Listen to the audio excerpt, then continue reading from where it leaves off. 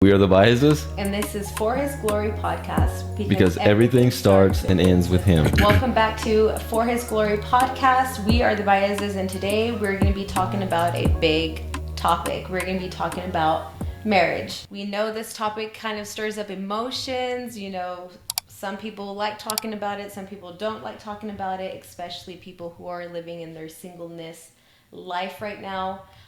Most marriages right now, I feel like, I don't want to say are dwindling down or just declining, but it is a topic that is very serious. It's something that has been on my heart for a couple of days. I know that we mentioned last time, and if you're following us on our Instagram, we've talked about that we wanted to talk about marriage. And it's a subject that is kind of hard to talk about, and even my husband's like, I don't know if we should be talking about this, but it needs to be talked about. And it's not that we don't want to talk about it, but it's such a heavy topic. Like, it goes into depth. I feel, babe, but how do you feel about talking about the topic Me of personally, marriage?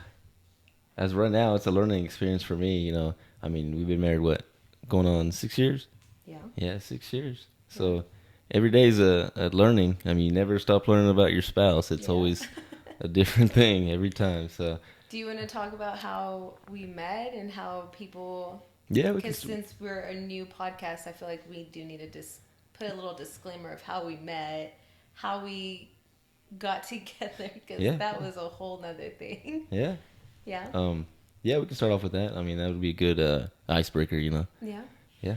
You want me to go ahead and start it? Yeah, you go. What was your perspective? Like, how was, I don't want to say walk, but like, what was your thing whenever we started dating? And I mean, I know we talked about this earlier because I was like, what did you feel? Like, what were you feeling? But yeah. As far, you want me to talk about like how we met, or do you want to talk about like after we've already, like when we got together? Before we got together. Yeah. I was single for probably about a year before I met you. And whenever I wasn't really looking for anybody at the time. I was just kind of living my life like most people do. And like I said in the past, I really didn't go, to God or talk to God or anything about that. So I was just talking to, I don't know. It's okay. Yeah, I was just talking. No There was shame. there was We're different just people talking that about it. that I was talking to at the time when I was a single person, and at that time I wasn't looking at as far as an equality, as far as the Lord. I wasn't really, looking for that. It was mainly just what single people do. They just talk or they date or whatever. But I was just talking to a few people. But anyway, I would go to the gym like every day, and Clint was there, and my buddy Clint, and he had his wife Kendall. And just one day, I just Shout out to Clint and Kendall. yeah, shout out to him. Yeah, but not just one day. I was working out, and just jokingly, Clint and Kendall were there, and I was like, "Hey, you should them hook me up with one of your friends." And she was like, "Which one?" And that's what, at the time, that's when you were doing CrossFit, right? And yeah, and so she was like, "Which one?" I said, "The one with the black hair," which I pointed at you, and she was like, "Oh, okay, yeah, yeah, yeah." So I don't know if it was that same day, or I don't think it was that same day. I think it was a couple days later. Oh, it was? I thought it was that same day. Was it the same day? I have no idea. I don't remember if it was the same day, but she went over there. Her Clint's wife went over there, and I was just watching. Me and Clint were just watching, and we were like, "What the heck?" And you guys, in the meantime, I'm like dying at CrossFit. Like, I'm just there, like, doing what people in CrossFit do, and I'm like, yeah. So, yeah, me and Clint were just sitting there watching. We were like, "What is she? I guess she's actually gonna do it." So she walks up to you, and then we just watching her, and she's talking to you, and then we're looking, and then we're like a bunch of creeps hiding up behind the machines, and then she points at us, or she points at me to say, "Hey, that's the guy that wants to talk to you," and me and Clint both like, "What the heck?" And we're hiding behind the machines, and she points at us, and then that's when my wife was looking at us and just seeing who it was. And then, when she got done talking, she walks up and she gives me your number, right? yeah. So in that meantime, I don't mean to interrupt you, but what my thing was, my point of view, she comes up to me like I said, like I just got done working out and I'm like dying at CrossFit and I feel someone tap my shoulder and she's like, hey, and I'm like, hey Kendall, you know, I'm just talking to her and I forgot what we were talking about and then she just randomly goes, are you single? And I go, yeah. And she goes, okay. She goes, one of my friends likes you and he wants your number. She didn't say the name. She didn't say like who it was, like nothing. She just said my friend, and I'm like, okay. Yeah. So But I had an idea that it was already you though, because like who would have randomly just been like, hey, I want her number. So I kind of knew it was someone in the gym. I bet it was like the Holy Spirit giving me that discernment, like, hey, it's someone here at the gym. So I was like, okay, that's fine. So I gave her my number. And it was like a day later. So I don't. Yeah, like I said, I don't think it was that same day because you would have seen us. That's true. So it wasn't the same day. I think she just said, "Hey." No, it might have been the same day. I don't know, I think it was the same day. Okay, because okay, I always remember watching you at the gym. Oh, okay. I don't want to sound like a creeper. Bruh. But I did. I remember seeing him at the gym often, like often. Is that the ice cream man right now? Yeah, it's the evening time. I think. I guess he thinks kids are out. Anyways, so I would normally see him at the gym, and I remember like the certain times too, because it was like at 3:00, like 3:30. No, about 3, 4. Yeah. And what was funny is I remember going to the gym. My mom one time, she was like, "Hey, let me go to the gym with you," and I was like, "Okay, mom, that's fine, like whatever." And it's funny because how our gym is, like everybody has to go into one direction and then you can split off. So when you split off, Kind of like wise. Yeah, like it wise off. So there's people who are in the ellipticals. Ellipticals, yeah. And then people who go walking, you know, whatever. Yeah. And then on the other side, it has all the weights. And so I remember, I don't know. Yeah, but that was way before like I even asked for your number. That was way before. That's what I'm saying. Like I remember seeing you. So I remember walking in, and I normally go on this side, and so I went to go stretch and stuff. But I remember looking because I would try to see if you were there. Yeah. And I would turn my head, and you were barely there, like crouched down, like you're putting your stuff up. And I'm like, oh, he's here. But I never wanted to like pursue him personally. Yeah. Like I didn't want to be that type of woman that's like, hey, I really like you, like I want your number and stuff. Like I wanted you to pursue me. And what was funny is I forgot what year it was. That's whenever I was getting my hair done with my hairstylist, Priscilla. And she mentioned you. She was like, hey, you know, are you looking to date again? Because most of y'all don't know this is my second marriage. But if y'all want to know my testimony, all that stuff, you could just go on my Instagram. Literally, my whole testimony's on there. But that's the plug. Plug it right there. She plugged it in. So anyways, whenever she had mentioned that, that's whenever I was divorced and I believe like 3 years already single, and I was by myself. I had my 2 kids, my 2 boys, and Nigel was, I don't know, maybe like 5 years old, and then Nathan was like what, 2 maybe? I can't remember the age. It's been such yeah. It was about 2. He was about 2, 3. Yeah, and so Priscilla was like, hey, do you want to start dating again? And I'm like, dude, no, like. And then at first I was like, well, who is it? You know, like, who are you talking about? And she was like, David. And I already knew instantly who she was talking about. And I'm like, no, I shouldn't. You know, not right now. Like, again, you guys, I did not want to be the person that went in to pursue the man. Like, I wanted him to pursue me. So I think it was like a couple of months. I think how long it was. Yeah. And then that's when the whole, like, gym and, like, seeing him and I think Priscilla's the one that like piqued my interest. Like, okay, hold on. She brought you into my radar. And so I just kept seeing you everywhere in the gym. And so after that, that's whenever she gave you my number. Kendall did. Yeah. And you didn't message me until yeah. And that's what we always talk about because she's always like, that's messed up. You didn't I know. Give me a call the same day or text me the same day whenever you got my number.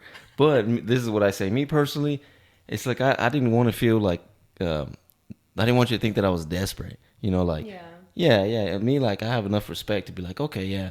I'll wait a couple days and then I'll text her, right? Yeah. So I waited like a day or so, and then I was at work, you know, and I texted her. I was like, hey, this is David. Kendall gave me your number, okay? And then she did the same thing back to me. I was like, what the? But I mean, I was just like, at first I was kind of like, oh, okay, maybe this wasn't gonna work. Maybe that she didn't want to talk to me. So I was like, I kind of took it at that for a little bit. But I think it was a day, you did the same thing, right? Like a day later, I got a message and That's when there was a concert going on, right? Yeah, it was. There was a I forgot who it was. it's Laura's favorite. My cousin. It's my cousin Laura's favorite band. John Abbott? No, No. Eli Young band. Eli Young. Yeah, Was it that one? yeah, Eli I Young. don't Yeah. know. And you guys, I'm No, so. not Eli Young. No, it wasn't. It was Uh, Josh Abbott. no, No. Randy Rogers. Randy It was Rogers. Randy There we Rogers. go. Sorry, Laura, we messed it up. But what was funny is that he invited me to go to this concert, and I'm like, I don't like country music. I never liked it. But whenever we were talking and we were getting to know each other, he would sing me songs, and it was Christian, not Christian, it was country music. Country, yeah, yeah. And I was like, dang, like these are really nice. Like I like this. And then he was like, do you want to go to a concert with me? It was a country concert. And I was like, all right, I guess. And I guess we'll do and me that. personally, like, I'm not a big like when it comes to like going to I know. country music or any kind of like concerts. I'm not a really big fan of that, So, but my brothers were going, my cousins were going, and I was like, it'd be a good opportunity to to. And what I really loved, because I really liked that. I really liked that you took me out to go to the dinner, to go to a concert, but it was with your family, Yeah, with your friends. So it wasn't so much pressure of like, this is so awkward. I don't know who he is. Like it just felt so much better. I was yeah, so much relaxed. Like I was like, okay, like there's not this huge pressure on me. So kudos to you for doing that because if it was just me and you, I think I would have been really intimidated and just probably like been more in my shell and like not yeah. talk at all. But since we were with like a whole group of people, so much better. So if you don't know how to go on a date or what to do, or if you really like a girl, go on a group date. Like that was Yeah. so much easier. So Yeah. much pressure was taken off. Even when we did all that, went to the concert and stuff, you know, she was like, "How come you didn't hold my hand?" And I was like, "Well, at that time, I'm trying to get a feel, I'm Yeah. trying to say, okay, trying to figure out, okay, um, how is this gonna work, Yeah. And at the same time, I'm trying to be respectful. I don't want to just be like, "Oh, let's give me your hand," Yeah, that's true. So that's why I was trying to be more respectful towards you, like, and I mean, I know it's funny now. I mean, we talk about it a lot. And we think it's funny, but I was so embarrassed because that was the same night, right? Or no, it was yeah, it the was the next same day. night you stole my phone. I didn't mean to. You guys, I did not mean to. I was so nervous because he was dropping me off at my house. I think I had my phone in my bag. I don't even remember. But your phone was right there. So I was just so used to like I just thought that, Yeah, that was my phone. So I yeah, I grabbed do his that phone sometimes. and I take off and I'm going inside my house and then I'm like, wait a minute, like I have two phones and I'm like, I am so embarrassed and then you just came around. Yeah, well, the only reason I knew is because I had my music plugged into my Yeah. Bluetooth in my truck.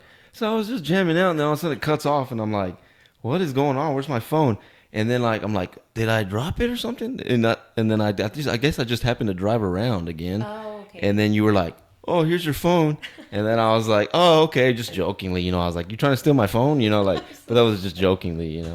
I'm sorry, babe. So But it was good. It was a yeah, good and then I start. think after that we went on I think we went on a couple dates to the Noodle House. Remember the one in Yeah. Midland? So we went a couple dates, and So we actually started talking in the end of July. yeah, And then yeah, we talked a little bit August. August, You asked me to be your girlfriend. yeah. I think it was August 10th. Take notes. I remember. think Take it was, notes. was it 10th or 11th? No, 10th. It was 10th? Yeah, Okay, and then it was a couple of months, and then we ended up getting pregnant. yeah. Yeah, That's a that's a whole nother story. crazy. Not crazy, but that's the way. I mean, I know at that time that when we were doing that, when that we found out about that. I mean, we were doing the sinful kind of deal, and You guys were looking being back, very it's real like, and very oh raw. man, Yes, we were trying to be very real and very raw with y'all. We don't want to yeah, hide anything or just think like, oh, we were the perfect people, living a sinless life. That's not it, you guys. yeah, Like, I don't want to put this picture of like we're the perfect like we were the perfect couple, like we weren't sinning, like we weren't doing anything bad, you guys. There are times when we're gonna mess up, but it's by the grace of God and the mercy of who He is that He's gonna be like, hey, I can still redeem this. And so whenever we got together, we found out we were pregnant with our daughter. yeah, Like that was a whole crazy experience. We won't go into that, but like that whole thing was even threw me into a loop. Even you, like our family was really excited, but it really kind of like, I was like, oh my gosh, what did I do? Because I really felt bad. Yeah, but at that time, whenever you found out, I mean, what ran through your mind? Were you like, oh man, is this person? Is he gonna stay with me? Is he gonna? No, What's I gonna knew you were gonna happen? stay with me. Yeah, because I could already tell like you were such a great guy, and seeing who his family was, like I already knew. Like even my parents, my whole family, they're like, oh my gosh, the Baezes, they're so wonderful. They're awesome people. They're so that took off the pressure. But it was just me individually. Like I was like, dang, did I just upset God? Like did I Oh yeah, make him yeah, upset? Like that's yeah. the thing that really. And then coming back from my whole history of getting divorced and stuff, like that was the like I feel like I was gonna upset him even more. So Yeah. that's just like my whole conviction at that moment. Yeah, we dated for July, August, September, October. October is when we found out we were Yeah, pregnant. October. Yeah. So we dated for what was it, 6 months? Yeah. Yeah, And then we we got dated married for in 6 months, but January. I proposed to you in November. So we knew each other for maybe 4 months. 4 months, guys. And then we got married in January. Yeah, and then we got married in January. Yeah. But yeah, we How did talked. you know though? Yeah, remember we were talking about this earlier. Yeah. She had asked me like, how did I know? Like, how did you know that you were gonna marry me and stuff? And man, I just knew. Before I met my wife, I was talked about how there was other people I was talking to, and I mean, I could just tell. I mean, you can tell like who when you Mm-hmm. talk to somebody if you can relate to them or, Yeah. you know. But at that time, I mean, when I talked to you, I was like, man, I already knew. Like, I could already tell. Yeah. Like, I didn't have no worries. I mean, I didn't um, have anything negative that Yeah. about you that I felt. So I was like, man, I already knew. Like, and a lot of people are gonna say, but there's some people that when they find out they have a kid, they're like, oh, we need to get married right away. But I mean, that's kind of not the way to do it because all that does is put pressure on both of your relationship because it's gonna be Mm-hmm. like, well, you only married me because you had a kid. But in my situation, I didn't feel that at all. I wasn't like, Yeah. oh, I need to marry her. Oh, I gotta hurry up and marry because I have a kid. No, it's not that. I mean, I loved my wife. I mean, we dated, and then a couple months went by, and I let her know that I loved her and stuff. Yeah. So I mean, that's how I was able to tell, and I knew God was in it too. Yeah. Yeah. So I mean, it was And good. I knew, like I knew, and then I met your parents and stuff, and I mean, your parents are really awesome. So yeah. I was So a whole nother I was a whole nother thing. Like for me, I already knew you were a great guy. Yes. Like I already knew. I'm like, no, he's a great guy. Like there's nothing literally bad about you. Like you didn't do anything like like I said the last podcast I said he was like the perfect teenager. Like nobody's perfect, but he was not doing anything bad. So I already knew I'm like, okay, he's not gonna do this to me. He's not gonna do that to me. But for me, like I needed to have that confirmation because I already, went through a divorce. I was already married, so I was like, no, like I went off my own understanding and thinking that I was marrying the right guy, and it did not work out. So this time I was like, if we are going to be talking about marriage, I need to know, like, Lord. And this was before that we even found out we were pregnant. oh really? I didn't even This know was that. like a couple of. So you thought it was whenever I was pregnant What? that I was asking God, like, if He's the guy for me?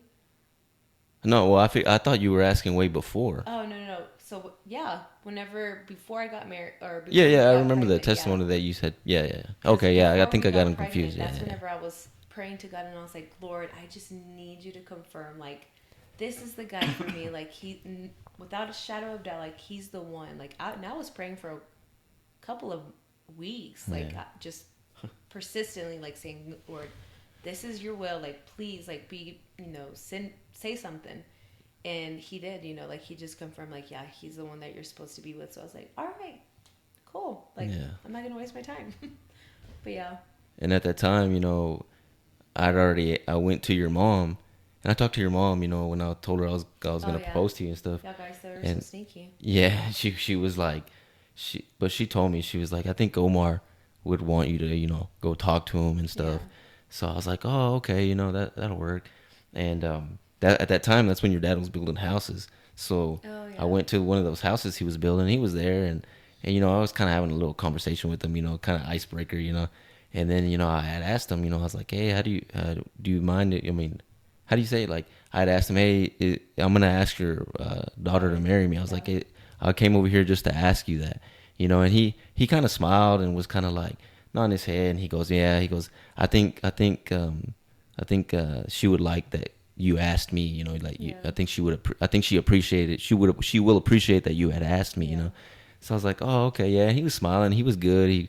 He shook my hand and stuff, and we were there for a little bit talking, and then um, after that, I think Nathan was having a birthday party at that what's it called? Place? At that trampoline place, and that's when I talked to your mom, and I was like, hey, do you know what size ring Nikki wears? And she's like, no, I'm not sure, and so she was like, but I'll get it for you. This whole time when you were there, because yeah, throwing a party and like getting everything situated, like I saw them too by the front desk. Front desk, yeah. And so I'm like moving stuff, and I see them, and they're all like very like close together, and they're just talking. I'm like, what the heck are they talking about? Like, why are they? It was so funny. But that's whenever you're asking for my ring. Yeah. So her mom had said, yeah, I'll get it for you. I don't know it, but I can find a way to get it. Yeah. So I think and then the way that she got it is she went to your house. Yeah. And I think I guess one of them was talking to you, and I think she went into your room, I guess. See, where your rings were at. I didn't even know this, you guys. Like, I didn't know that y'all did any of that. I was so like blindsided whenever you proposed. Yes. Yeah. So she got the size, and then she gave it to me, and then I went to Midland. I forgot the jewelry place. I went down there. I went there by myself. I was there for a little bit, and I was just looking, and it's tough. Like me, I'm a pretty basic guy. Like I'm not like oh that looks awesome. I was like, if I see something I like, I'm like, oh, that's cool. I'm gonna get it. So I was just looking at different ones, but I kind of had an idea of what I wanted it to look like. But when I went over there to try to, they didn't have what I wanted. But I was like, man, I don't want to have to wait a long time for it. So, but I was looking, and then I found the one that I liked. And then at that time, my mom and dad showed up, and they were looking. And then I showed my mom saw the one. I didn't tell her which one it was, but she saw the one, and she goes, man, that one's nice. And it's the one that I had chosen. Yeah. So I was like, oh, okay, so that one's it. Yeah. So I got it, and we ate. And, my mom and dad were like, they were happy. They were content, When we went to San Diego. Yeah, and then that's when, Was it in December, I think? No, it was November. November? Yeah, because that's when we booked like just to kind of cover it up, so she wouldn't know what I was going to do. We just planned like a trip to go watch the Spurs versus the Warriors. Yeah, so we planned a trip to go watch a basketball game, and I had an idea, but I was like, no, Nikki, like it's in your head, like he's not gonna propose, like get it out of your head. So it was just so funny because we get to the hotel room, and that's whenever we were trying to figure out like, okay, where are we gonna eat? And you're like, no, I have this place and I'm like, oh, okay. So I'm over there like Googling it, and I'm like, it's closed. And he's like, what? Yeah. No, you would call it, and it would like go straight to the the voicemail, and it was like nobody would answer, and I was like, man, what is going on? You just went like in a whole panic mode. Yeah, well, at that time, it's because remember everybody, nothing goes as planned. You plan everything, and it sometimes doesn't go as planned. So I was like, man, I gotta wing this. Like, what am I gonna do? So it wasn't that night at the Warriors game. It was like no, it was like a couple days, like the next day, I think. Yeah, it was the next day. So the next day I found a different place to eat, which was pretty good. It was a pretty good place. And that place is closed now. Yeah, it's not there anymore. It'd been awesome to go visit again, but yeah, it's not there. So we ate there, and then we went on a carriage ride. Yeah. And then in my mind, I'm thinking, he's going to do it. I know he's going to propose. I'm like, no, Nikki, get it out of your head. He's not going to do it. Really? You really thought that? I was literally going back and forth. I'm like, no, he's not going to do it. If he would have done it, he would have done it here, or he would have done it there. And then that's whenever we just got off, and then we started walking, and we're by the Alamo. We were in the carousel. We were riding around for a little bit, and I was just looking around like where am I going to do this at? What? Like, what was going on through your head? Like, were you like... I was panicking because I was like, where am I going to do this at now? Like, even at the other restaurant, like the one that we called, it was closed. I was just, winging it there too. It was just kind of a winging moment because it was like, so we were doing that, and I was just looking around, and then I was like, man, that right there. I mean, I know. I mean, the Alamo. Oh wow, it's great, right? But to It was me, it was great. like, It was hey, awesome. this is my opportunity right here, and And it was funny because I was walking ahead of you for a little bit, and then I can't remember if you pulled my, because everything just went kind of like a, like I couldn't remember what happened. I just remember you being on your knee, and I was like, "What are you doing? What are you doing? What are you doing? yeah, What are you doing?" yeah, Yeah, yeah. I don't So even remember what you said. Like I I, don't even know if you said anything. I remember doing that, and then I remember there was a security guard standing there watching, like, but this was not like during the day. This was Yeah, kind of that was the it nighttime. was nighttime. Yeah, So yeah, there was a security guard there. He was kind of watching, and stuff doesn't go as planned. But I mean, when you wing it, it's more you appreciate it more because you're yeah, like, man, I'm trying to make the effort, and yeah, you learn to appreciate it more. And looking back, I do appreciate that. We laugh about it, but yeah. yeah. So So that now was every time we go to the Alamo, it just reminds me when you yeah, proposed. So yeah, like, yeah, I mean, I know a lot of people are like, the Alamo, that's like not romantic. But you yeah, guys, like, the Alamo is always gonna be there, and I will always remember the spot that you proposed. So yeah, I don't know. I just loved it. I thought it was beautiful. It was fun. yeah. So Yeah. that And was then we cool. I ended up mean, getting married. We didn't do a big ceremony. We didn't do like a whole. It was just between me and you and our families, in and Isai, yeah, it was so Isai was beautiful. the one that was doing the whole Yeah, that married us. married us, yeah, Yeah, and it's funny because looking back, we see our pictures when we got married, and in that meantime, obviously, our daughter was in my belly, and so it was just our kids, our sons, and she's like, "Where was I? How come I wasn't there?" And I'm like, "Oh, you were. yeah. You were You there, were there." So we just joke about that. So yeah. yeah, it was. That's just our story of how we got married and how we started dating, but. Our Yeah, whole, our both of our whole testimony is like a whole nother thing because yeah, you come from a past relationship that was hard. yeah, I come back, or I was came out of a relationship that was also hard. yeah, And what's kind of funny is that we're almost kind of the same, not really too much, but the past relationships that we did have, they're almost similar of like what you've been through, what I've been through, and yeah, maybe one day we can talk more into depth about that. But like I yeah, said, that this is going to be a topic about marriage. It's going to be talking about intimacy. We're going to do talk about sex and divorce and all of that stuff because mm, marriage is a topic that I really want to talk about. And it feels like, I don't know about you, but it felt like this whole week it just seems like there was just so much stuff getting thrown. Like, oh, we need to do this, practice there, and yeah, and I'm like, babe, we really need to record. Like, we need to yeah, talk about right, this, and I want to do this based biblically because I was asking God, I'm like, okay, God, like, what do you want us to talk about? Like, I know there's a bunch of verses, and what's funny is like the Bible that I have. This is my Bible. I absolutely love it, but it has in the back just like things that pop up, like topics, marriage, kids, lying, cheating. Like it just has a whole bunch of like words that are mentioned in the Bible. So I don't know why. He just says go in the back of the Bible, like look up marriage. And I'm like, yeah, okay. So I did that, but then I'm like, no, like, okay, what about wife? What about husband? Like, let me look up that too. So when I looked up wife, this is where I saw First Corinthians. So what we are going to be talking about for right now is going to be purity in sex and marriage. So this is where I want to read First Corinthians 7, 1 through 2. So now concerning the things about which you wrote, it is good for a man not to touch a woman, but because of immoralities, let each man have his own wife, and let each woman have her own husband. So Paul starts off saying it is good for a man not to touch a woman. In other words, some of the Corinthians thought that the holier thing was complete celibacy, even in marriage.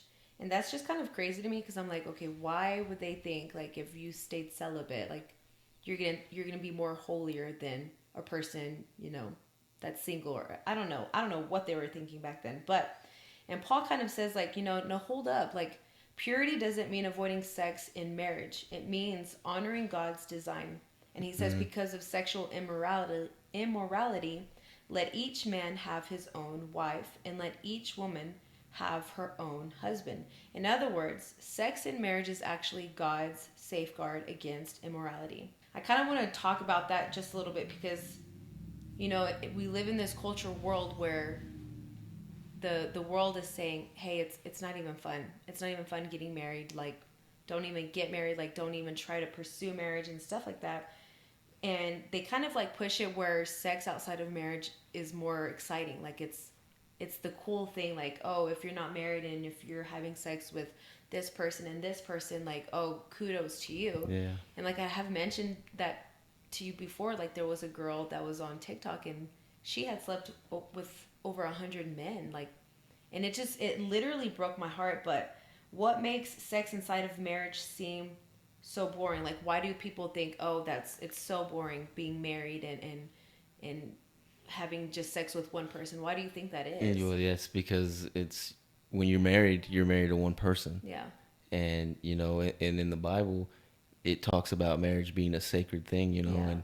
and when you're a single person, you're messing around with Yeah. all kinds of people, which that isn't right. Because I mean, in reality, that hurts you because Yeah. um, you can be what is it called, attached? What is that called? Oh yeah. Soul tie. So you can have a soul tie with that person. And imagine if you are Yeah. with 100 people, your soul is attached to those 100 people Yeah. that you've been with, and a lot of people think that you don't get any kind of you don't get emotional damage or Damage. anything Yeah. from that, but you do. Yeah. Um, I was just listening to a podcast and she was talking about your soul does get damaged. Like, there's going to be moments in your life, traumatic events that happen in your life where your soul will get fragmented, where your soul will break. And what's crazy is that people think, oh, like, what is that going to do to my soul? Like, what is that going to even, it doesn't even matter. Like, I don't feel it. But your soul does. Like, yeah, when you say, oh, I don't feel anything, it's because it's your flesh. Remember, we're made of three parts: flesh, soul, and spirit. So whenever you're doing something like that, you're damaging your soul. Like, obviously you can't see it, but your soul is going to feel it. So whenever I was listening to that podcast, she goes, whenever you're having a traumatic experience or when you're going through something hard, it damages your soul. And it kind of brings up the whole topic of whenever people are just having sex outside of marriage with whoever, how many times is that going to be damaging to your soul? And you're right. Like, you're attaching yourself to this person and yeah, this person. Like, yeah, how many soul ties are you creating? And we can go like even the whole spiritual side of like whenever the I know you already know where I'm going to go with this, but attaching yourself to a person, that's a soul tie, but it's also a demonic yeah, thing. Like, you don't know what that person carries. You don't know yeah, what you're going to be doing. And what's crazy that it even says that whenever two become one flesh, like, you guys, it's like whatever this person's carrying and you're going to be intimate with that person, like, what are they carrying? Like, you don't know what baggage they're carrying. You don't know what trauma they've been through. You don't know what demons might be lingering around and things that they've never healed from. yeah. And for someone to just jump to person to person to person, like, it just blows my mind. Like, it truly makes me sad. Going back, it's just, yeah, we as we live on this earth. I mean, right now, people don't have the fear of the Lord. No. Um, they just live their life, and when we talk about fear of the Lord, it doesn't mean like, oh man, God is a scary person, all he wants to do is condemn me, send me to hell. But it's not that. It's like when you talk about fear of the Lord, that means having obedience for the Lord. Yeah. Because It's having you reverence for him. yeah, Yeah. you want to have obedience, and you just want to be able to listen to him, like, and respect him like you respect your mom and dad. Yeah. um, It's like whatever, like, what's pleasing to you. Like, it's like basically that. Like, God, what pleases you? Like, yeah, does this please you? yeah, That's the fear of the Lord. yeah. Yeah. So, and then in this time that we live in, me truly, I feel like there's no fear of the Lord Yeah. that's happening now. So that's why I believe a lot of people uh, want to be single and just Yeah. kind of want to mess around, but in reality, So, that's not a good so do thing. you think like marriage is still relevant in today's culture, or do you think it's just become this piece of paper to people? I think right now it's just a piece of paper, Yeah. because I think divorce rates are high. I don't know. I don't know the percentage rates. I really don't It's know. sixty So some percent. y'all have to probably fact check it Yeah. to figure it out. But I I believe it's believe like half. divorce rates pretty Yeah. high. It's pretty sad. But a lot of times the divorce rate is high because who's in it? Yeah. God's not in it, right? Yeah, that's So true. if God's not in your relationship, if God's not in your marriage, then Yeah. I truly feel it's not going to last, because Yeah. God's the one that leads you. God's the one that shows you love, and Yeah. he's the one that teaches you to be a better husband, a better wife. Yeah. So, I mean, if you don't have God in your marriage, I truly believe it's not going to work out. Sometimes it just feels like it's like a, I don't know if it's like a social, like, to post it, like, you know what I mean, like people just kind of want to like glamorize their life. I don't know if that's what people are trying to do, like thinking, oh, let me just get married so I can just post about it. And I don't know Yeah. if that's what it is, but like you're right, like it doesn't seem like it's popular in today's culture. Like people just don't think like, hey, I'm entering into this marriage and we're gonna have this covenant and we've got to work on it, like we've got to like keep pursuing our marriage and make sure God's number one in it. And I feel like a lot of people are just like, no, it just doesn't matter. Like, let's just get a divorce if we don't even like. Yeah. The word in the Bible, it says, you know, about it talks about divorce, and God doesn't want you to be divorced. Yeah. I mean, there's only one way. I mean, there's one way that God will allow divorce, Yeah. and so if you're just going to get married, just thinking like, oh, it's going to be something great, oh, I'm just going to do it because I want to do it. Yeah. That's not a great mentality, because all you're doing is you're positioning yourself to fail. We're going to talk about mutual affection and responsibility. So let me read verse 3 and 6. So now it says in 1 Corinthians 7:3, let the husband fulfill his duty to his wife, and likewise also the wife to her husband. The wife does not have authority over her own body, but the husband does. And likewise also the husband does not have authority over his own body, but the wife does. Stop depriving one another except by agreement for a time, that you may devote yourself to prayer and come together again, lest Satan tempt you because of your lack of self-control. But this I say by the way of conscience, not of command. So that, and then we talked about this earlier too, Yeah. but I love this part because Paul says, let the husband render to his wife the affection due her, and likewise also the wife to her husband. So notice the word affection. And I know that's kind of a weird word because it says affection. It doesn't say sex. So sex and affection is completely different. So it means attention. It means love. It means care. Every wife and every husband is due affection. And when it's withheld, it's not just neglect. It's actually robbing the other person. Paul even warns, do not deprive one another so that Satan does not tempt you. This is where people don't like to talk about it. Some spouses use sex as a weapon, and then they use it for manipulation, sometimes punishment as well, or neglect. But Paul says that this opens the door to temptation. So my question is, why does culture glamorize sex outside of marriage, but downplay sex inside marriage as boring or old-fashioned? That goes back to what I was telling you, we were Yeah. talking about earlier. It's because if people in their mentalities, oh, if I'm gonna be stuck with this one woman, this ain't gonna be fun. Yeah. I want to be with multiple people and just continue to do what I'm doing. Yeah. And that's not a good mentality to have. Me personally, like, it. I really didn't have that mentality, like, oh, I want to be with multiple people. Yeah. Because yeah, you do that, but you get nothing out of it.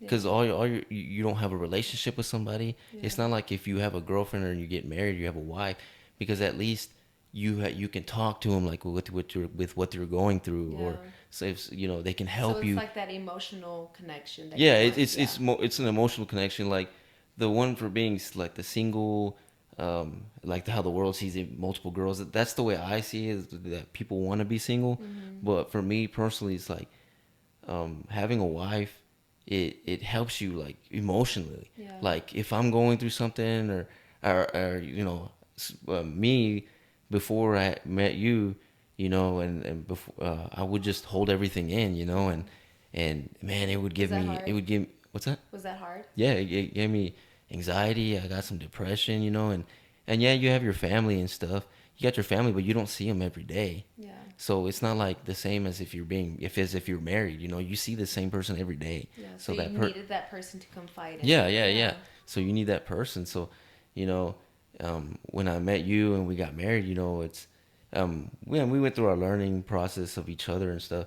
but it helped me because it's like, um, it helped me to understand how us as men, we tend to hold our emotions in. We Yeah. tend to hold our emotions like, oh, we're manly, we don't need to say nothing, we can hold it in. Yeah. But in reality, that's not a good thing to do. I mean, that's not a good mentality either. I mean, it's good to express your feelings, and Yeah. especially with you, like if something's going on with me, you automatically know, Oh yeah. because when we're talking about affection, she said she knows when I'm upset or something's going on, because usually I play around with her, like, Mhm. like I'll make her laugh, or I'll slap her butt or something. Sorry, too much information, but yeah, I mean, she knows. I mean, she knows if I'm doing good that day or if I'm not. So um, yeah, it's just It's like automatic. Like I see you and I'm like, something's off. yeah, And yeah. then I talk to you and you're like, no, everything. I'm Yeah, like, yeah, no. and there's times where I tend to go back to my old ways, where I'm like, man, I'm just gonna hold it in. Yeah. I'm just gonna hold it in. But at the end of the day, it does nothing for you. It gives you anxiety. You don't feel right, and Yeah. me personally, like I can't consider myself being alone, like Mhm. just being by myself. Like I don't know how, if it's single people, like if you don't ever want to get married, never have kids. I mean, I don't know how you do it. Like I, It's a I couldn't I gift. couldn't do that. Yeah. I couldn't do that. So when I got married, I was like, man, this is awesome. Like I said, it's a learning process. We Mhm. learn But about our that's where communication comes in too, though, because yeah, that was one of the big things that that we worked on when we got married. yeah, Because, like we said, you guys, we got married pretty quick, yeah, and there was a lot of things that we had to talk about. There was a lot of things that, we needed to work on, and communication was one of the biggest things. For me, that was one of my goals. Was like, no, I want to have a marriage that knows that healthy communication where yeah, yeah, we're not screaming, we're not, throwing things, we're not like running off and taking off and not knowing what yeah, the other person's doing. So whenever we would have those ups and downs of like you shutting down or me shutting down, like that's when I needed to get out of my pride and be like, no, like just ask him to forgive you, like say you're sorry, start talking to him first, like just get out of your way, Nikki, like put it down, mm, like put your pride down and just talk to him. And it sucked because there was times when we would get into an argument or fight, and in the back of my head I would be like, man, I just lost my best friend for the day, like I don't know who I'm going to talk to. yeah, Because you yeah. guys, this is like my best friend, like he's my best friend, he's my husband, he's my everything, like we literally do everything together. So whenever we're having a bad day and then we don't talk to each other, I'm like, dang, I'm not gonna have nobody to talk to. Yeah, I know. I know. In the past, whenever we would like fight and stuff, I would be mad and I wouldn't talk to you for what, like 2 days or so. You three remember days that? And looking back, I mean, it was bad. It was pretty bad of me to do that, because Yeah. I know it affected her. She would cry, and then sometimes I would hear her, in her prayer closet, Yeah. crying and praying to the Lord, and that's my fault. Obviously it's my fault, and like I said, going back as a man, you're like, man, I got too much pride. Like, I don't want to apologize, but it's a good thing to apologize, because I notice when you do that, it makes your wife feel good. You Mm-hmm. feel better, Yeah. and then um, and then not and with that is when you have great communication. Like if I say something wrong, she'll be like, "Oh, okay," but sometimes I'll be like, "Man, like I don't know if God's telling me, but it's like the Holy Spirit's telling me, hey, you said something wrong," and it goes through my mind, and I'm like, "Man, did I say that wrong?" Like, and so I'll text her and I'm like, "Hey, like the other day, we usually joke, because when we're on That's the what phone, I was we're about on to the say that. phone and Yeah. we'll be talking, and we're done talking, and then I'll just go automatically. I'll just go, "Are you gonna hang up?" Just playing around. But I guess the way I said it didn't sound right. So, she said, "All right." So she hung up, and then, you know, I started, I No, started, but what was funny? What was funny is because you hung up. No, I hung up and I go, dang, that was rude. I was like, that hurt my feelings, Lord. And I was like, Nikki, just get out of your head. Like he probably just did not mean it that way. And then again, it was like the enemy. No, he was rude. Like that was messed up. You should be mad at him. Like it literally. This is what's going on in my head. And then I had to put on music and I said, Lord, I know he's your son. I know you love him, but please speak to him because that hurt my feelings really bad. yeah, and I was at work, and then I was just working, and then it was in my mind. I was like, man, That's came off as rude. So I texted her and I was like, hey, what did I say? I said, hey, um, I'm sorry. I I'm apologize. sorry. I apologize. I didn't mean to sound rude, you know. And she texts me back. And she says, and I said, are you okay? And she said, yeah, I'm okay, but it hurt me. So automatically in my mind, I was like, crap, like I just upset her, you know. And Yeah. so I went through my mind. Well, I went all through my mind, and then and that's when she was cleaning the house, and you know, I told her I was like, hey, I didn't mean to hurt your feelings, but I mean, and the good thing about her is she she didn't get mad at me. Like she was like, nah. Mm-mm. She accepted my apology, and then we moved forward, and Yeah. everything was fine. And You you know. guys, and I'm not saying like, oh, diminish everything that what you're feeling. It's okay to feel Yeah. what you're feeling. Like I even told you, I said, it's okay. I go, but I just need a minute. Yeah. Yeah. Like I Yeah. just need a minute. And so I just continue to clean the house, and it's okay to feel what you're feeling for a couple of minutes. Pray it out, listen to music, talk to God about it, and then let Him take that away from you. And it's so Yeah. easy because I was like, because you left to go to work out, and I was cleaning, and I go, Oh yeah. Yeah. thank you, Lord. I'm like, thank you for, having him apologize. Like, that really helped. Like, thank you, God. And you came back and we were good. Like, Yeah. Yeah. and We it were was, good. it was literally like that. So Yeah. that's what we're talking about whenever we're talking about affection. Yeah. It's not, straight up jumping into sex. It's not like Yeah. making out and doing all that, because sometimes us women, we just need our husbands to just sit with us, in our emotions. And I know some men are going to be like, I just can't do that. But if you truly love your spouse, if you truly love your wife, you're going to do anything to just sit with her and be like, okay, let me just sit with you. Like, what Yeah. are you feeling? Like, what's going on? Yeah. Because for us women, like, that's what we want. We just want to talk about what's going on in our hearts and our mind, because there's just so much that we're going through. And it's not that we want you to fix everything. It's not that we want you to like dive into it and be like, okay, let me do this for you, let me do that for you. Oh, let me just make out with you, let me just have sex with you, and everything would be all Yeah. fine. No, we just need to just sit and just talk about what just happened. Yeah, I think a lot of times if you just jump into like, oh, let's just have sex, whatever, you're Yeah. not really fixing the problem. You're just jumping over it. You know what I'm Yeah. saying? So it's better to go fix the root cause Yeah. and then go from there. So do you think, this is going to be a hard question, but do you think for men, and I know you didn't have this problem growing up, but do you think this is the reason why men can't be affectionate towards their wife, because pornography is involved in it? Like I Yeah, said, I know you don't have expertise on that because you never watched it. You never like sat there and watched it for multiple hours. You never had yeah. that. That time, when I was dealing with issues, my mind would go to that. I would look at that, Yeah. and but that's when I was dealing with my past relationship that I was going through that stuff, and but when I met you, my whole mentality had changed. Oh, really? Yeah, I've never Dang. watched it ever since then. So Um, whenever you were in that relationship, you didn't have that affection. You didn't have that intimacy with her. So you dove into that and you yeah, watched when it. things would go bad, like whenever things were going really bad, that's where my mind would go. Yeah. And looking back, it's like, man, when it comes to pornography, that's a tough thing to get out of Yeah. because it sucks you in Yeah. because you get stuck with that. Yeah. And it's just it's a crazy situation. And what's crazy is that, because we're talking about this, like the whole affection part.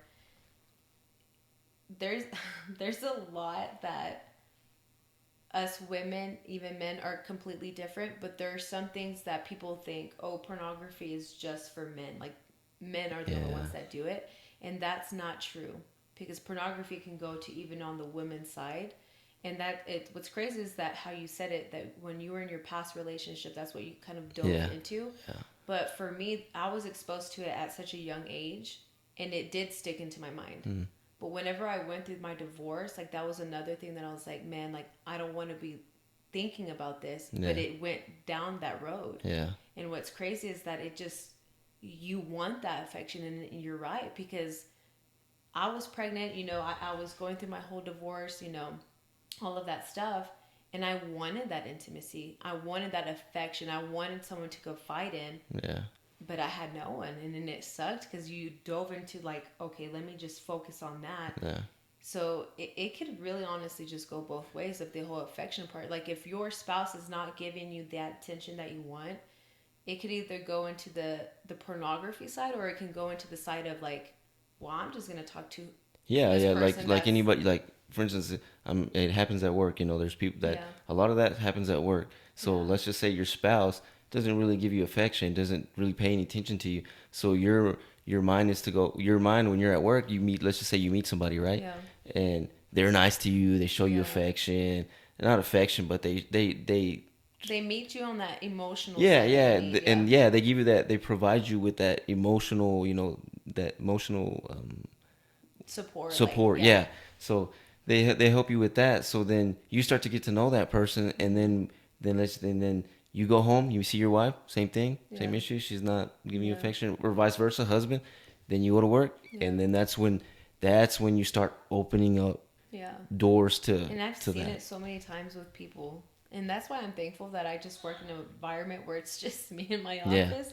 And then you and your, yeah, you work with cars. So yeah, there's really nothing that can come in between, yeah, and But I'm and not going to say like that's not going to happen for us. That's one of the things that people say, never say never. Because if yeah. you I say, mean, we're all human. yeah, We're all human.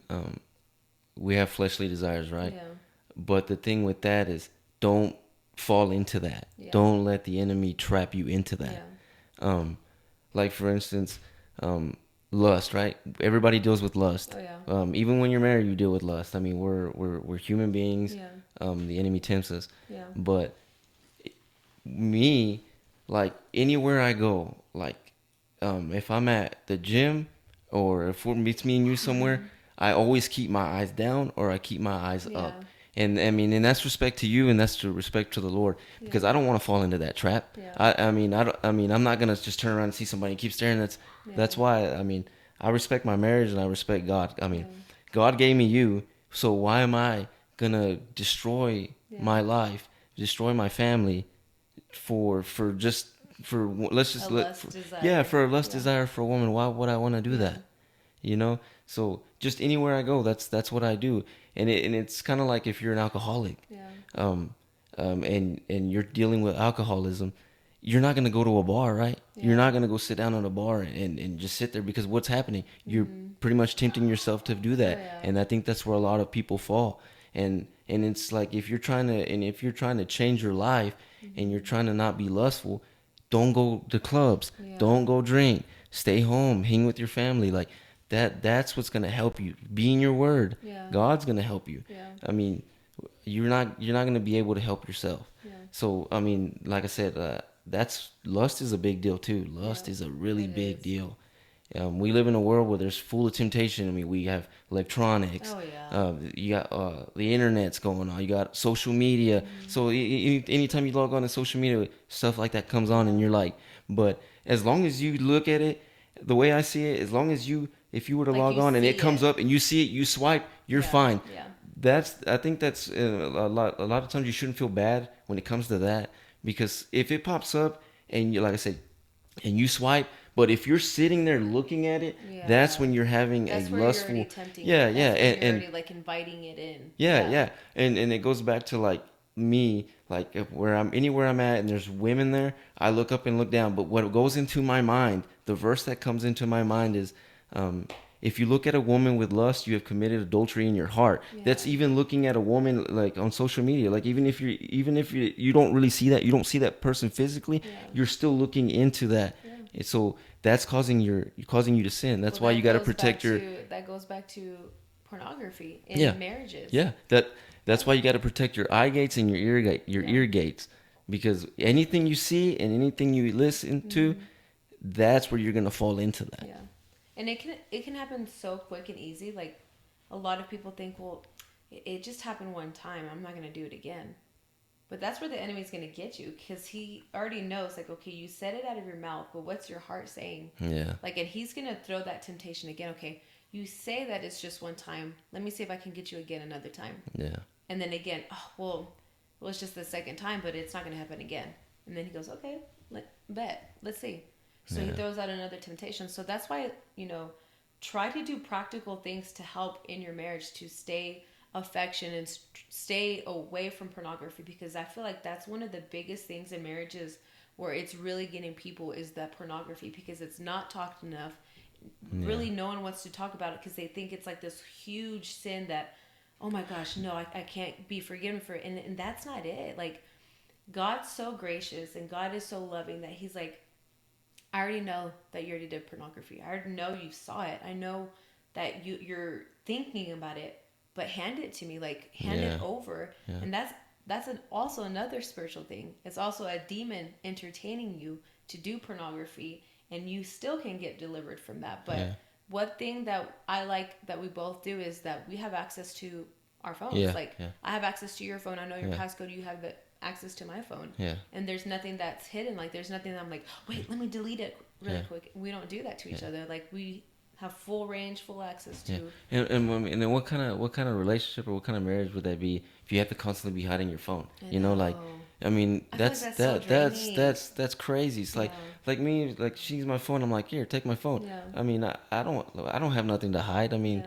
I mean, we're married. It's Yeah. like, bro, like I mentioned before, I am not gonna sit there and destroy what God has given me. You know, Yeah. that'd be disrespectful to Him, Yeah. and He's one person that I don't ever want to let down. You know, Yeah. so it's like, so to me personally, it's like, man, I love my life. I Yeah. love my marriage. I love my relationship.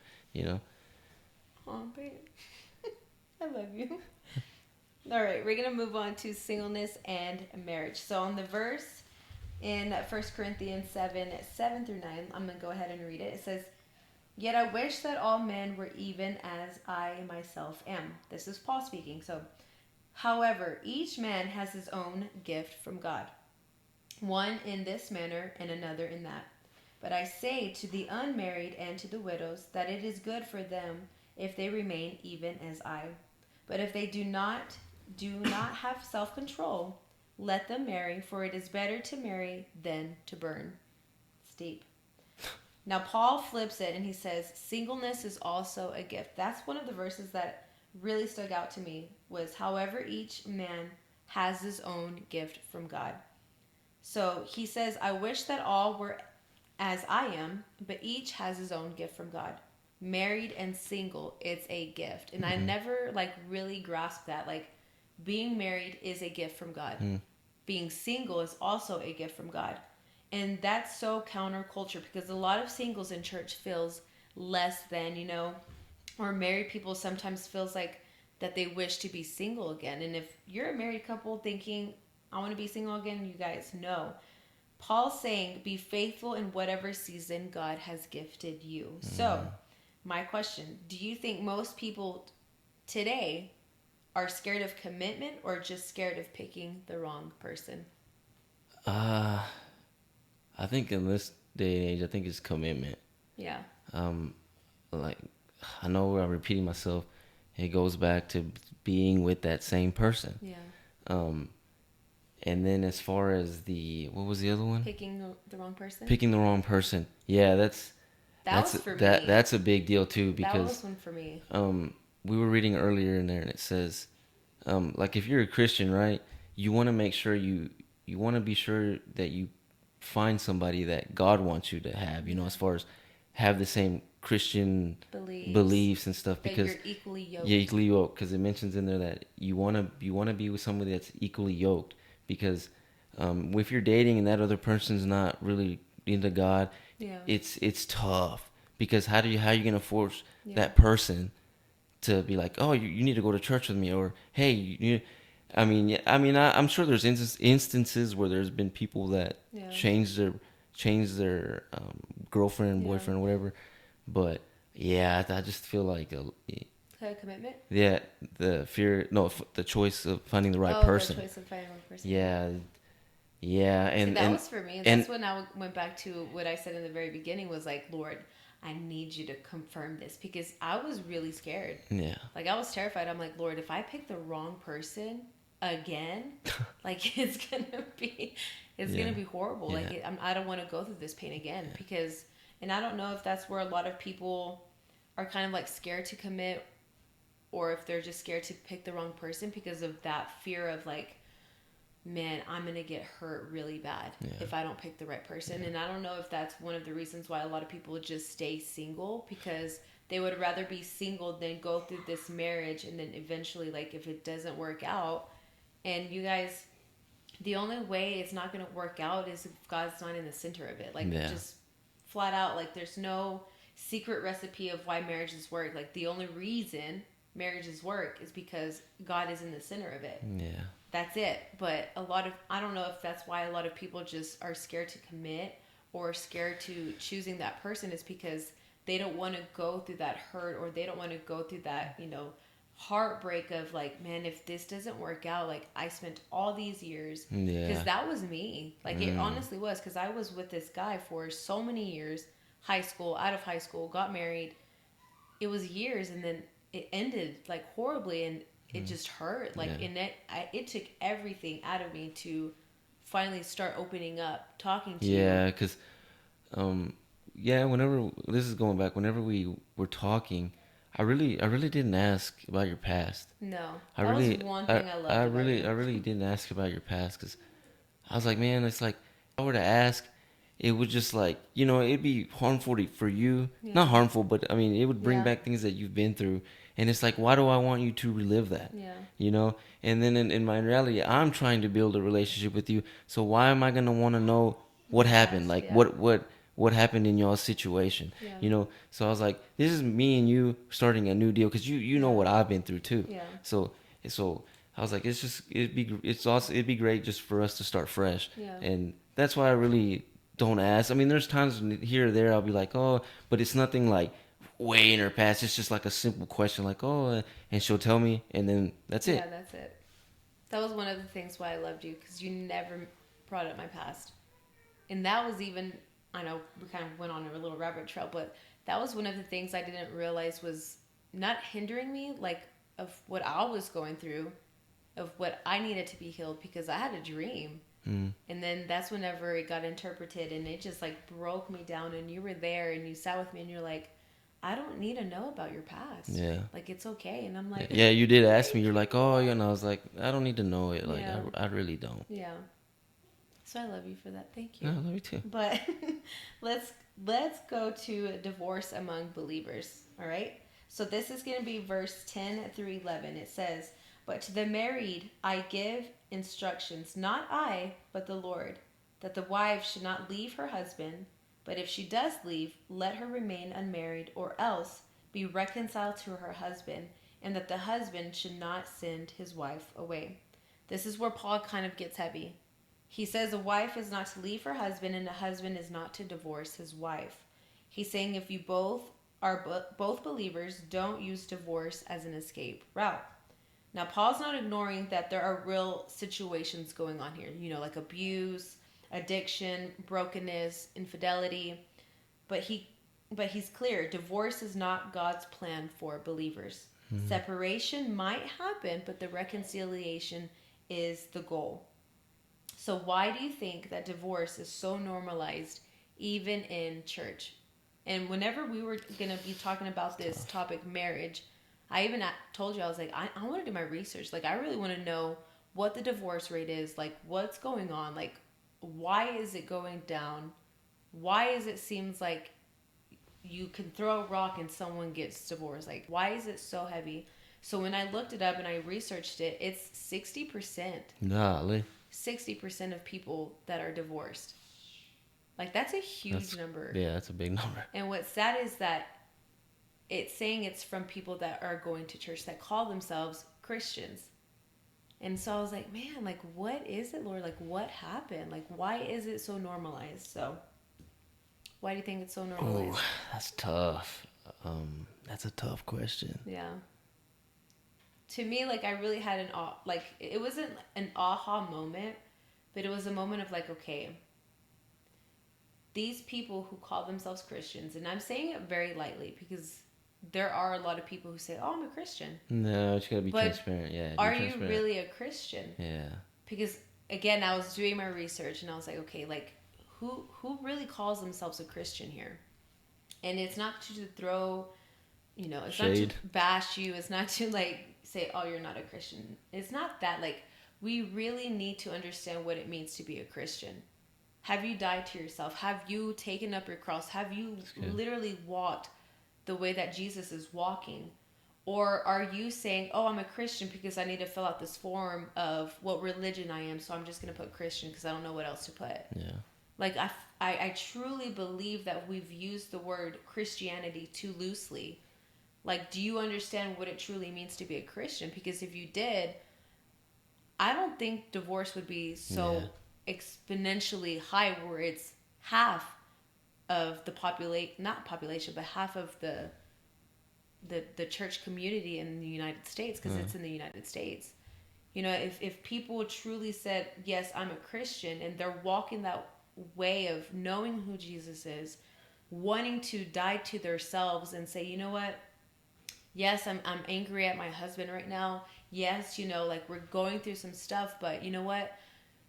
Jesus still said to love first, to forgive quickly, not to go to sleep when we have anger in our hearts. Like, don't let the sun go down if you have anger in your hearts. Like, ask for forgiveness. Like, if we really did that, I don't think divorce would be so high. But people are just saying, oh, I'm a Christian, but then they don't Yeah, live but it. You it know what I all mean? goes back to, is God in that Yeah. relationship? Do like, and like you said, it's yeah, yeah. You say you're a Christian, but are you following the Christian Walk. walk Yeah. as what God wants you to do? You know, it's And I think not touchy sometimes too, though, subject. like another question is, why do many couples give up on reconciliation before even trying biblical counseling or accountability? I think it goes back to pride. You really Like, think yeah, so? as far as like, forgiving somebody, Yeah. or like having communication with each other. It's like, he made me mad. Like, but I mean, I don't know the issues that they're going through either. Yeah. But I'm not saying that you should divorce because they made you mad. Yeah. But yeah, it just goes back to your walk with God and your Yeah. relationship with God. Man, that spirit of pride. I think it's pride. Yeah. A lot of times it's hard for us to tell somebody like, oh, hey, I'm sorry that this happened, or I did this to you, make you upset, or Yeah. so. I think if you don't have communication, that's what causes that. That's true. The last segment, marriage with an unbeliever. So this is based off of 12 through 16. So it says, but to the rest I say, not the Lord, that if any brother has a wife who is an unbeliever, and she consents to live with him, let him not send her away. And a woman who has an unbelieving husband, and he has consents to live with her, let her not send her husband away. For the unbelieving husband is sanctified through his wife, and the unbelieving wife is sanctified through her believing husband. For otherwise your children are unclean, but now they are holy. Yet if the unbelieving one leaves, let him leave. The brother or the sister is not under bondage in such cases. But God has called us to peace. For how do you know, O wife, whether you will save your husband, or how do you know, O husband, whether you will save your wife? So Paul also talks about when a believer is married to an unbeliever. He says if the unbeliever wants to stay, don't push them away, because the believing spouse can bring holiness into that home. That's powerful. He's not saying the unbeliever is automatically saved, but your faith has influence on your spouse and even on your children, and that gives hope. So, do you think Christians sometimes marry unbelievers thinking, I can change them Yeah, later? I think a lot of Yeah, it times was that's I quick. think that's what a lot of times is what happens is. And I can I mean, attest to and that I'm because I'm that sure they happened. they love that person, so Yeah. they want to try to like Yeah. change them, but a lot of times that doesn't happen. Yeah. I think it's a little different if you're dating that person, Yeah. or if you're gonna date that person, because you're not married, so it's a lot easier for you to get out of that relationship. Yeah. But that's why you That's still should like a go. little slippery slope too, though. Yeah, that's why if you're a Christian, and you're gonna talk to somebody, or whoever you're gonna talk to, or be in a relationship, it's always good to ask God to give you discernment of that person, to know how they truly are. Yeah. um, but when you're married and you're the believer and the other spouse isn't, what was it saying that, because there's been instances where people have their other spouse has changed that Yeah. person. You know, they have changed them. Yeah. So I believe that's a little bit easier compared to when you're.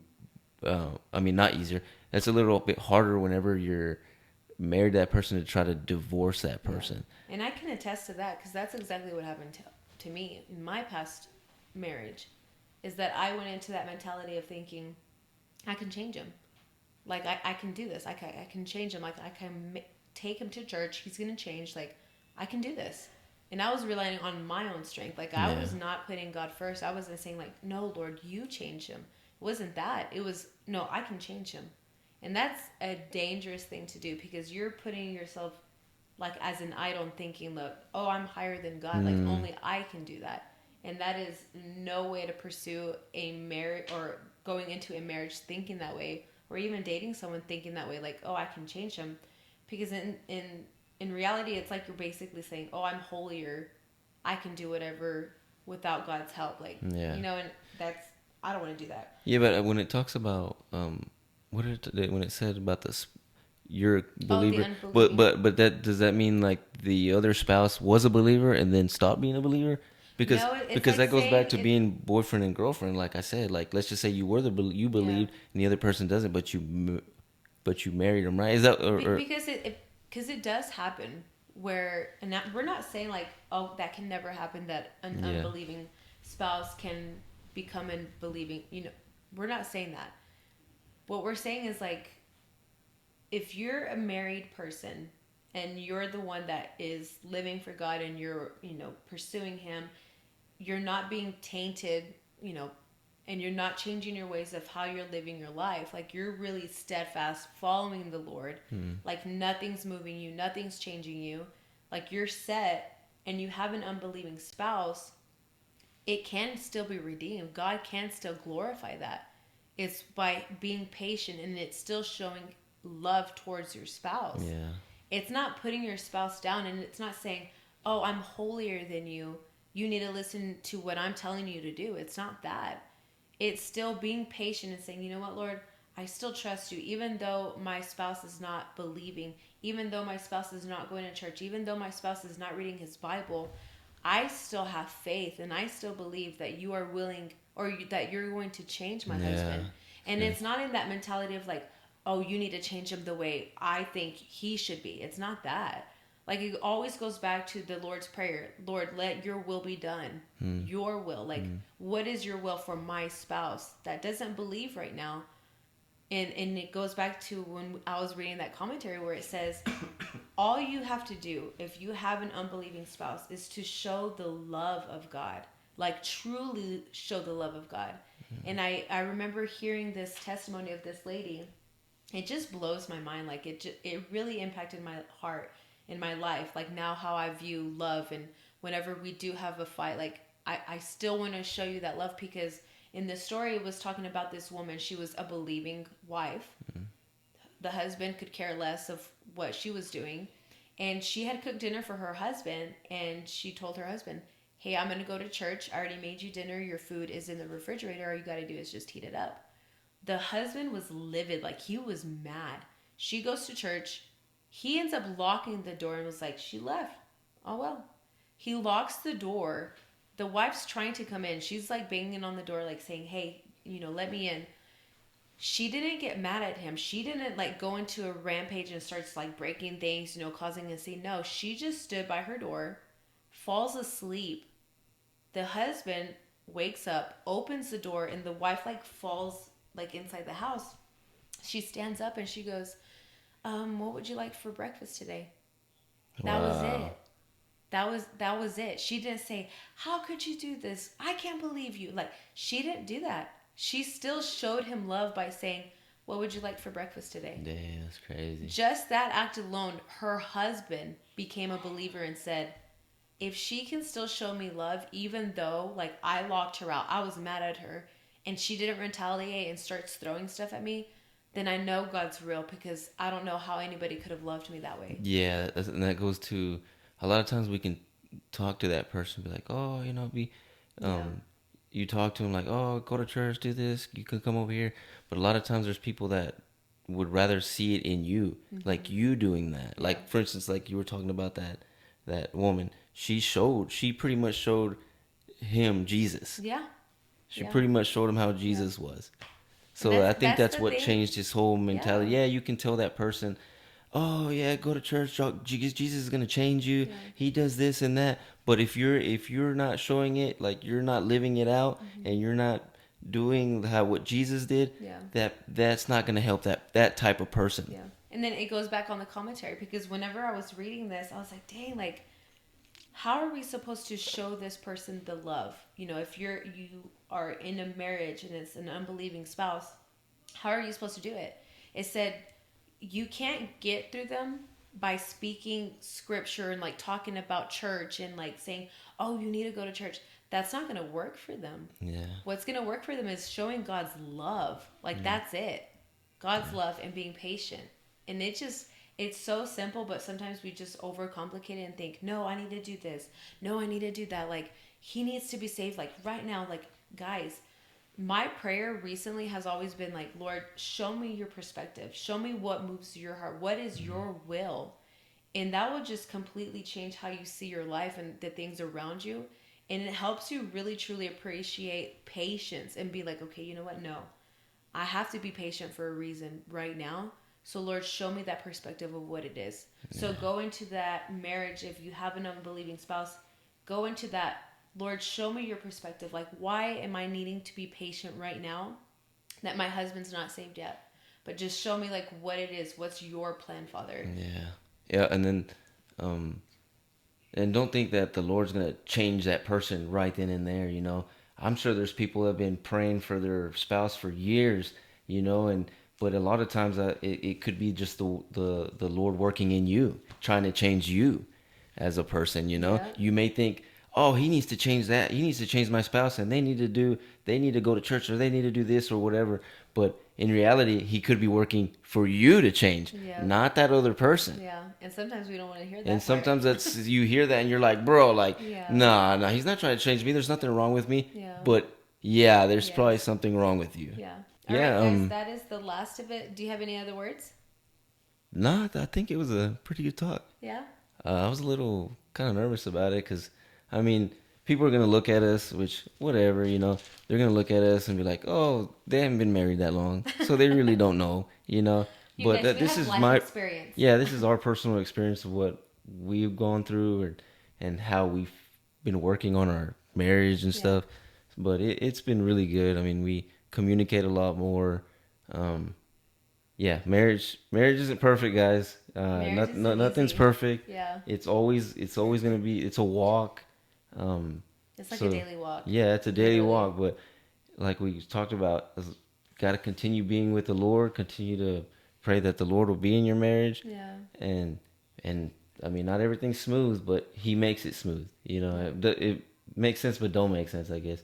Yeah. But yeah, I mean, like I said, this one was pretty good. Like Yeah, I liked earlier, it. I was kind of just like, I man. know you were like. Yeah, I going was a little off. nervous because I was like, man, I haven't been married that long, but It's because I've been through some experiences. It's a So weighty subject, and that's the thing. Like that's the reason why I really wanted to talk about it because it's hard to talk about marriage, especially for us too, because we haven't been married very long. Yeah. But a lot of people are not talking about marriages often.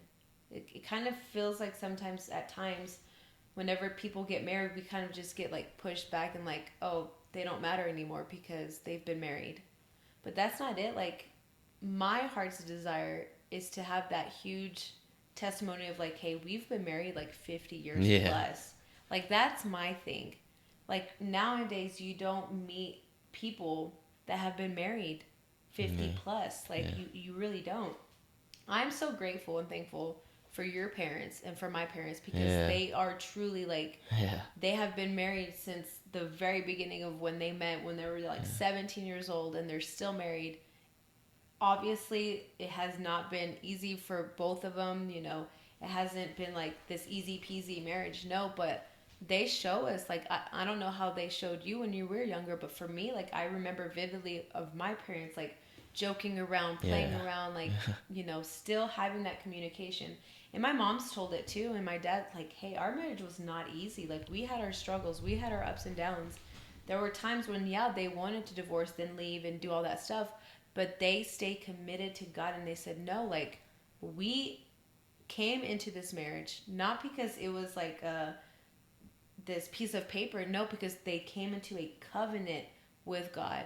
And that's the thing, is we need to always remind ourselves, married people, y'all got married because you wanted a commitment with your spouse, Yeah. but you also have to remember you made a covenant with With the God. Like, that yeah, is the biggest yeah, thing. Like, God sees that and he's like, all right, they're being serious. They want to have a covenant with me. All right, I'm gonna bless this marriage.